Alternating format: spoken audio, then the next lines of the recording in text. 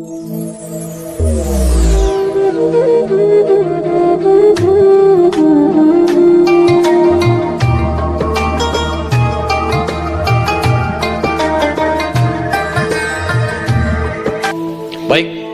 buka Quran surat 7 ayat 205.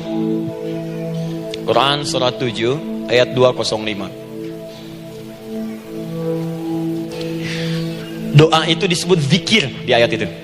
Jadi kalau ibu sedang berdoa, itu sedang berzikir. Wadhkur rabbaka fi nafsika tadarruan wa khifatan wa dunal jahli minal qaul. Ada ayatnya? Oke. Pakai Rabb lagi kan? Wadhkur rabbaka. Kalau engkau punya masalah, kata Allah, sekecil apapun, di rumah tangga kah, di kantor kah, kehidupan sosial kah, kata Allah, ayo sebut, minta kepada Allah, berdoa. Doa disebut dengan zikir. Zikir itu semua kegiatan yang membuat kita ingat Allah. Zikir. Baca Quran, zikir. Dalilnya Quran surah ke-15 ayat 9. Inna nahnu nazzalna dzikra. Kami turunkan Al-Quran sebagai zikir. Menghafal Quran, zikir. Quran surah 54 ayat 17, ayat 22, ayat 32, ayat 40. Walaqad yassarnal Qur'ana lidzikri. Kami akan mudahkan Al-Quran untuk diingat, dihafalkan. Zikir, sebagai zikir kepada Allah. Ibu selepas sholat baca subhanallah, alhamdulillah, Allahu akbar, zikir. Quran surah keempat ayat 103. فَإِذَا قَضَيْتُمُ الصَّلَاةَ فَاذْكُرُوا اللَّهَ. Maka jika anda telah tuntas mengerjakan sholat, segera berzikir kepada Allah. Sholat sendiri zikir. Quran surah ke-20 ayat ke-14. Innani anallahu la ilaha illa ana fa'budni wa aqimis salata lidzikri. Saya Allah, kata Allah, tidak ada Tuhan selain saya, sembah saya. Bagaimana menyembah Allah? Tunaikan sholat sebagai zikir kepada Allah. Zikir. Di zikir semua amalan yang mendekatkan kita dengan Allah. Doa itu satu dari bagian zikir. Tapi tahukah ibu fungsi zikir yang paling utama itu apa? Quran surah 13 ayat ke-28. Ala bizikrillahi tatmainnul qulub. Yakinkan pada dirimu, kalau zikirmu benar kepada Allah, maka dia akan berdampak kepada hati menjadi lebih tenang. Di zikir itu manfaat pertamanya membuat hati tenang lu. Tadi saya contohkan, baca Al-Quran zikir kan? Jadi kalau ibu sedang tidak tenang, sedang gelisah, ada masalah, daripada mengeluh sana sini, wudu bu, wudu, ambil mushaf, baca. Saat baca itu mungkin solusi belum datang, tapi hati itu lebih tenang. Kaitan dengan bahasan kita, doa, minta doa. Jadi kalau orang punya masalah itu, kalau berdoa, walaupun solusinya belum datang, walaupun kemudian jawabannya belum tiba, minimal hati ibu itu tenang. Ini dia. Kan surah 13 ayat 28. Rumus ini pakai, gunakan dalam hidup. Karena yang tahu kehidupan kita itu Allah yang menciptakan kita. Yang tahu pesawat, yang bikin pesawat. Yang tahu handphone, yang bikin handphone. Yang tahu mikrofon, yang bikin mic-nya. Yang tahu kita, yang menciptakan kita. Ikutilah petunjuk Allah yang menciptakan kita, maka akan langsung terasa manfaatnya. Ibu tidak percaya, silahkan lakukan. Rasakan bedanya, bedakan rasanya, dan pasti akan terasa bedanya, akan lain.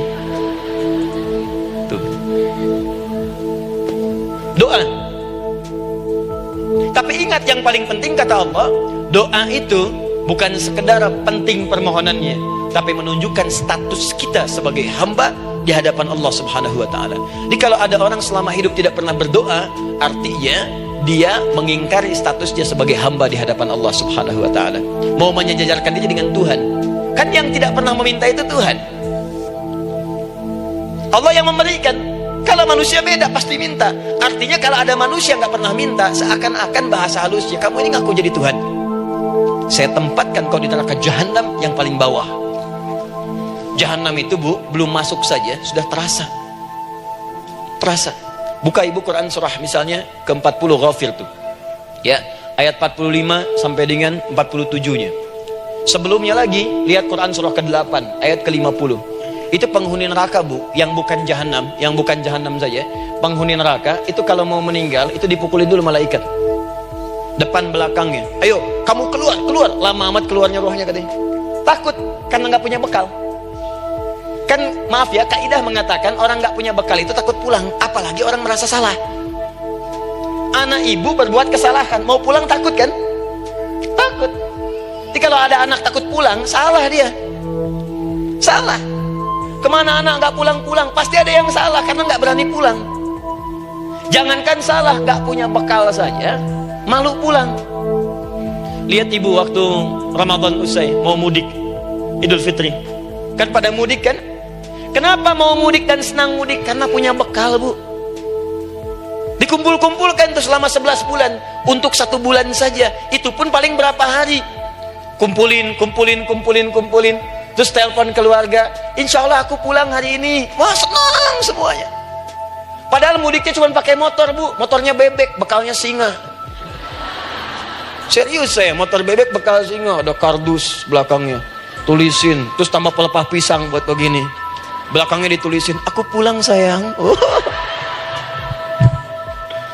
Jalan mudik. Terus yang di rumah kan senang nerimanya. Kenapa? Karena ada yang pulang dan bawa bekal. Saya pernah tanya pada seseorang, kenapa anda nggak mudik? Nggak ada bekal Ustadz. Nggak ada bekal, malu pulang. Kebayang nggak saat pulang menghadap Allah nggak punya bekal? Malu pulang, apalagi punya banyak salah. Jadi nggak mau keluar rohnya. Malaikatnya geram, dipukulin sama malaikat. Pukul depannya, pukul belakang. Kamu ini cepat keluar, cepat keluar, cepat keluar. Keluar. Malu pulang. Tapi kalau punya bekal enak. Dan yang nyambut langsung malaikat. Bahkan nanti ada satu amalan saat dikerjakan, itu orang ini sudah masuk surga, tapi semua malaikat di semua pintu surga yang 8 itu datang mengunjungi dia mengucapkan selamat. Itu ada di Quran surah 13 ayat 24. Salamun alaikum bima sabartum fa ni'ma uqbadar. Selamat ya saat di dunia sabar mencari bekal, dan ini bekal terbaik yang kamu dapatkan, silahkan nikmati surga yang kamu rindukan itu. Ini nikmat-nikmatnya tempat yang pernah nanti kamu kunjungi. Dan tinggal abadi di situ. Yang nyambut malaikat. Bayangkan semua malaikat, Bu. Semua malaikat dari pintu surga datang nyambut dia. Wah, Masya Allah, malaikat Jibril, Israfil, malaikat maut. Maaf ya, dicabut kemarin. Biasa, selamat. Dunia aja kalau ada yang nyambut senang kan? Rumah dicet, datang, sambut depan rumah, semua hidangan ada. Oh, Masya Allah. Bahkan yang tidak ada jadi ada. Luarnya kongguan, dalamnya rangginang gitu kan. Wah, muncul semua. Paham ya? Jadi ini bagian pertama.